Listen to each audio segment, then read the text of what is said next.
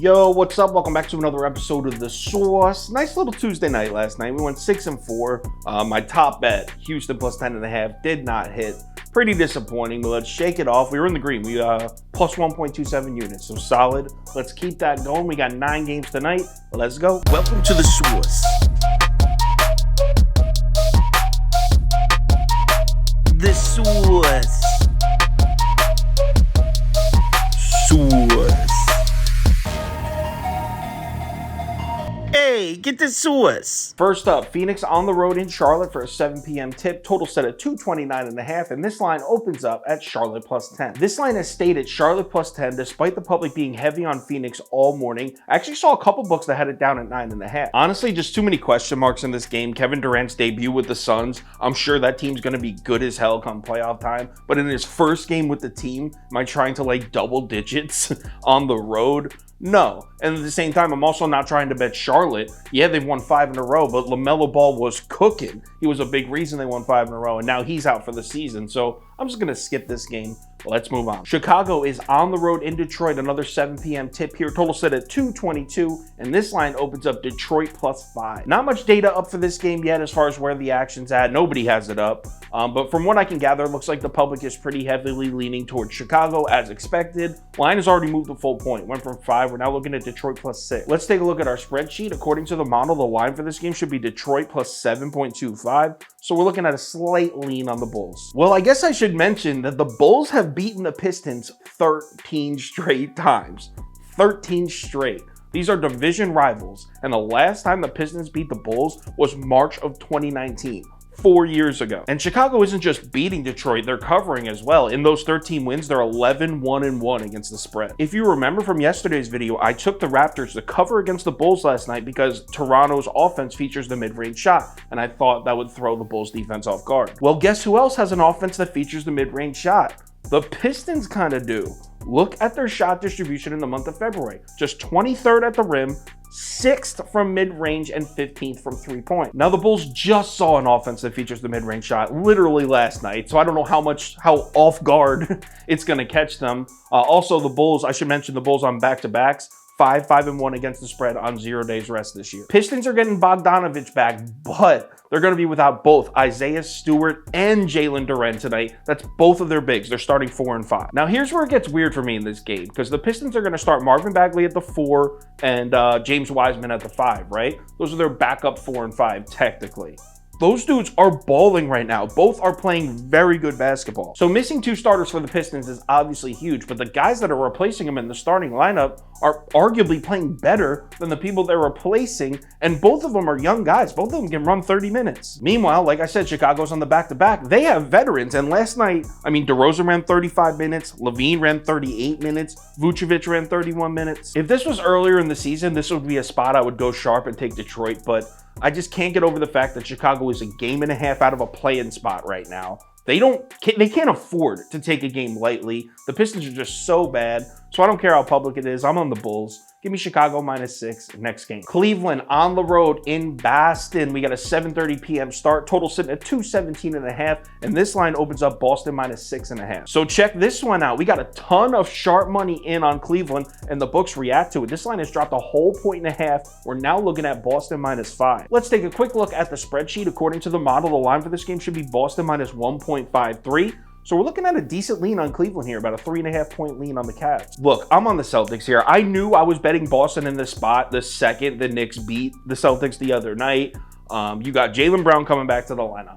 You got a pissed-off Celtics team coming off a division loss. You got a pissed-off Jason Tatum, who had one of his worst games of the season against the Knicks the other night. Not only did he play poorly, but he got ejected for getting 2 technicals, and I watched that whole game. One of those technicals was complete bullshit. Now, we all know Cleveland plays elite defense at the rim. They've been first in the NBA at defensive efficiency at the rim basically this entire season. But if you look outside of the paint, Cleveland's defense takes a giant step backwards when you talk about against a 3-point shot. They're just 18th against a 3-point shot in the month of February. What do we know about the Celtics offense? That's all they do is launch threes. In the month of February, 46.5% of the Celtics field goal attempts came from 3. That's first in the NBA by a solid margin. I know with the line dropping a 1.5, it feels a little bit like a trap, but I don't care. I'm on the Celtics here. Also, Prop Beaver likes Robert Williams III over 10.5 rebounds and assists, and I saw that at plus 105 on DraftKings.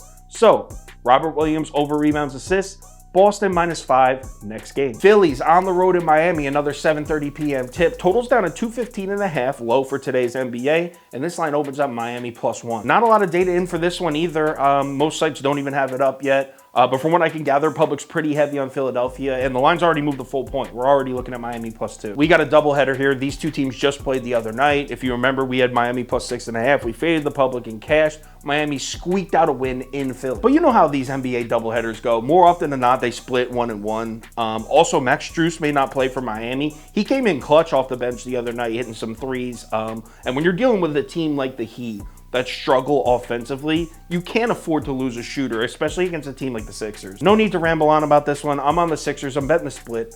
Give me Philly -2 next game. Update after I recorded this one, Joel Embiid questionable. So I still like Philly. I need to make sure he's playing first. If he doesn't play, I need to see what the line does before we make a bet. Battle of New York here. Nets are in Madison Square Garden to play the Knicks, 7:30 p.m. tip. Total set at 223, and this line opened up Knicks -6.5. Public is all over the Knicks in this one, as you would expect. The Knicks are hot as hell right now. Line's already moved the point. We're looking at Knicks -7.5 now. Let's take a quick look at our spreadsheet and check this one out. According to our model, the line for this game should be Knicks -23.64. So massive lean on the New York Knicks. So the Knicks have now won 6 games in a row, including a huge upset win over Boston a couple nights back.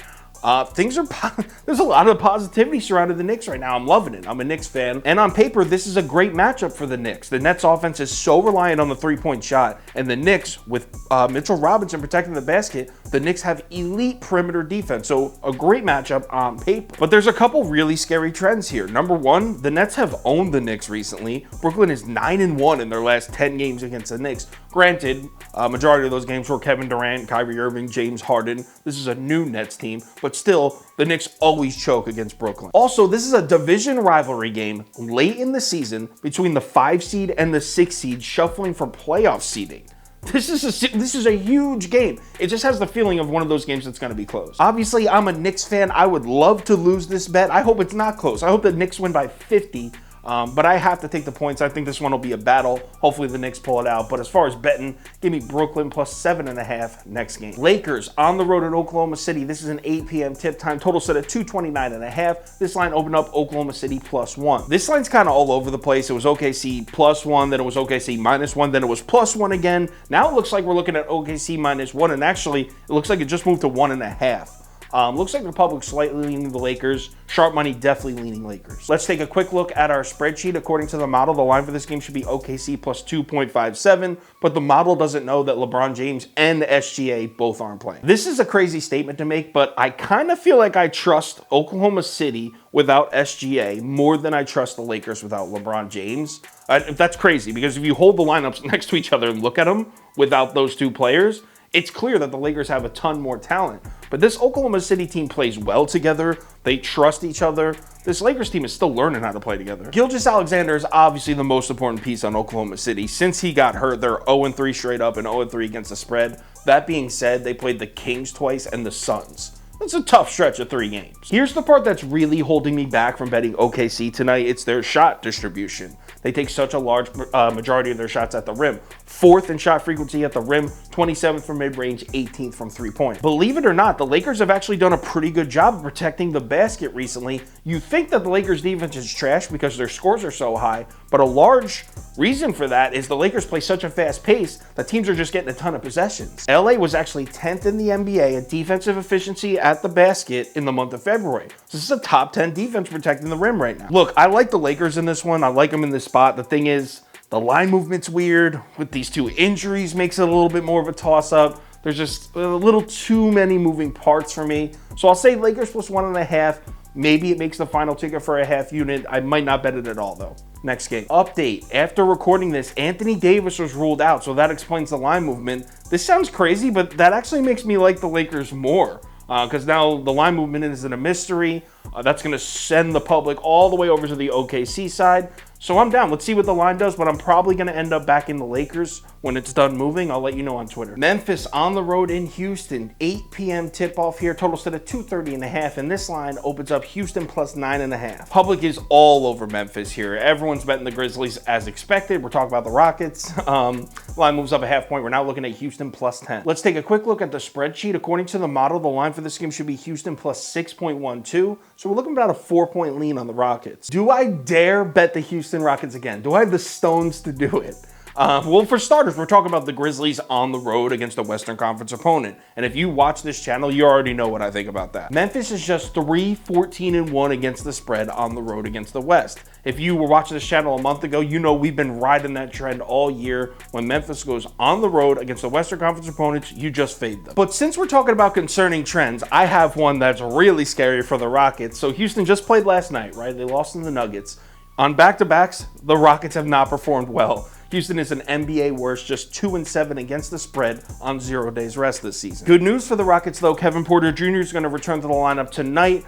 We thought he had a shot at returning last night, but he didn't. So he's not on 0 days rest. He's on like 3 or 4 months rest. As far as the matchup on the floor goes, this is where I find a little more confidence in Houston.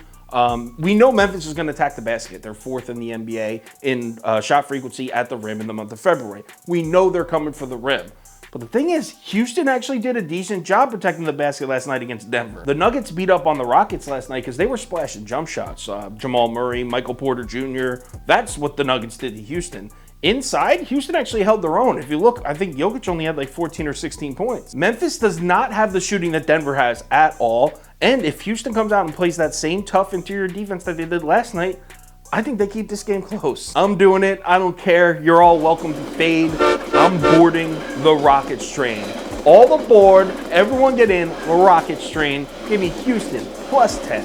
Next game. Orlando on the road in Milwaukee, 8 p.m. start. Total set at 226, and this line opens up Milwaukee minus 9.5. This line is dropping though, man. It's all the way down to Milwaukee minus 7.5, and it's looking like a pros versus public setup. Public definitely on Milwaukee, but look at the sharp money in on the Magic. Let's take a quick look at our spreadsheet. According to the model, the line for this game should be Milwaukee minus 14.13. That's a pretty solid lean, about a 6.5 point lean on the Bucks. Line movement says bet Orlando. Yeah, I don't care. We're talking about the Bucks at home, the healthy Bucks at home. This team's won 15 basketball games in a row. They're 26-5 at home on the season. And if you're thinking, yo, Sauce, Milwaukee can win, but Orlando can cover the number, do you know during this 15-game win streak how many of those games, of those Bucks wins, were decided by 5 points or less? 2. One was against Paul George and Kawhi in a primetime TNT night, and the other one was against the Phoenix Suns without Giannis. No way, no chance, not overthinking this one. I'm on the Bucks. Give me Milwaukee minus 7.5 next game. Update. So after I finish recording, this line is back up at 9, so I'm still on the Bucks. But probably just going to be a half unit. 9's a pretty big number, and Orlando's been playing well for a few months. So Bucks minus 9 for a light bet. New Orleans on the road in Portland, 10 p.m. start. Total set at 233, and this line opens up Portland minus 2. Public is all over the Blazers here, but the line has actually dropped a half point. We're now looking at Portland minus 1.5 as of about an hour ago. Let's take a quick look at our spreadsheet. According to the model, the line for this game should be Portland plus 0.42. So we're looking at a what? 2-point lean on the Pelicans. What do we even say about this New Orleans team at this point? I mean, Brandon Ingram is back and healthy. You're still losing games. Like, your excuse is gone. They've lost 4 in a row now. The defense has fallen off. New Orleans is just 19th in defensive efficiency in the month of February. That's way worse than they were early in the season. Now, Portland is on a back-to-back. They just played last night. They blew a big lead to Golden State, actually. But on the season, the Blazers are 6-4 against the spread on 0 days rest, so we're tossing that. Look at the standings right now. Portland's sitting in the 11th spot, a half game out of the play-in. Who's in the 10th spot? Pelicans. This is a huge game. This might be the biggest game of the season for both of these teams right now. I got some good news for Portland here. The Pelicans do not shoot a ton of threes. The reason that's good news is that's by far the weakness of this Portland team, is limiting opponents' outside shooting. In the month of February, Portland was just 26th in defensive efficiency against the 3, but New Orleans just 25th in three-point frequency. But it's not all sunshine and rainbows, because Portland is also just 28th against the mid-range shot, and New Orleans is 7th in mid-range frequency. So the Pelicans probably won't be able to take too much advantage of the Portland's poor perimeter defense, but they should get a lot of mid-range shots off. Here's the X factor for me. Here's the deciding factor on my bet for this game. What does Portland do offensively? They launch a ton of threes. We know that. In the month of February, 4th in the NBA in three-point frequency. Let's take a look at the Pelicans' defensive efficiency by shot zone in February. Check this out. 26th at the rim, 29th at mid-range. Against the three-point shot, 5th. In the month of February, this is a top 5 perimeter defense. The only thing New Orleans does well defensively is the only thing Portland does offensively. So I'm happy to fade the public here. I'm on the Pellies, baby. Give me New Orleans plus 1.5. I like this one. This is probably going to be a top bet. If anything changes with any of these bets, I'll let you know on Twitter. So give me a follow there if you're interested. Also, if you want my top bets and my parlay of the day, head over to KyleKirms.com or download the Sauce Network app. Coming off a great NBA Monday and a solid NBA Tuesday, let's keep the green rolling. Let's have ourselves another good one. Remember to bet responsibly, and I'll talk to you on Twitter.